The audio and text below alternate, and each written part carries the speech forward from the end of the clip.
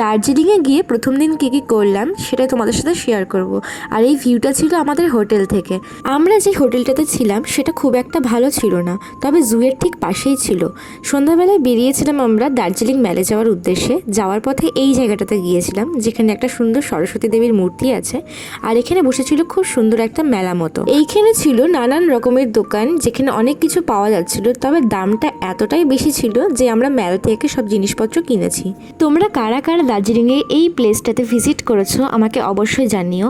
আমি তো জানতামই না যে এরকম একটা কোনো জায়গা আছে বলে, যদিও বা ফার্স্ট টাইম আমি দার্জিলিংয়ে এসেছি এইবার। তারপর এখান থেকে বেরিয়ে হাঁটতে শুরু করে দিলাম দার্জিলিং মেলা যাওয়ার উদ্দেশ্যে। তো আমি এসেছিলাম আমার ফ্যামিলির সাথে দার্জিলিংয়ে, আর ফ্যামিলির সবার সাথে গল্প করতে করতে কখন যে পৌঁছে গেলাম দার্জিলিং মেলের ভেতরে সেটা আমরা বুঝতেও পারলাম না। আর ভেতরে গিয়ে দেখি এত ক্রাউড, মানে এত লোকজন এসেছে এই মাসে যে ভাবার বাইরে। মে মাসের শেষের দিকে দার্জিলিংয়ে যে এতটা ভিড় থাকবে এটা ভাবতে পারিনি। আমরা তো দার্জিলিংয়ে যাওয়ার সময় ভয়ে ভয়ে ছিলাম যে বৃষ্টি যেন না হয়, কিন্তু দেখলাম না, আকাশটা বেশ পরিষ্কারই পেয়েছি আমরা। দার্জিলিং মেলের ভেতরে এই সুন্দর সুন্দর দুটো চায়ের শপও দেখেছি আমরা, যেটা খুব সুন্দর লাগছিল বাইরে থেকে দেখতে।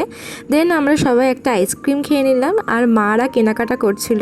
এই কেনাকাটা করতেই যে কত ঘন্টা লাগিয়েছি আমরা তার কোনো হিসাব নেই। কিন্তু দার্জিলিং মেলে শীতের বেশ জিনিসপত্র ভালোই পাওয়া যায়।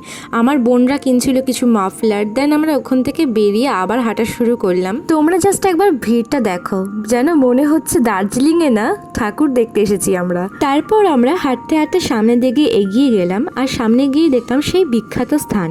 হোপের সামনে গিয়ে পৌঁছালাম আমরা, আর এখানে গিয়ে দেখি ওরে বাবা কত ভিড়, সবাই লাইন দিয়েছে ফটো তোলার জন্য।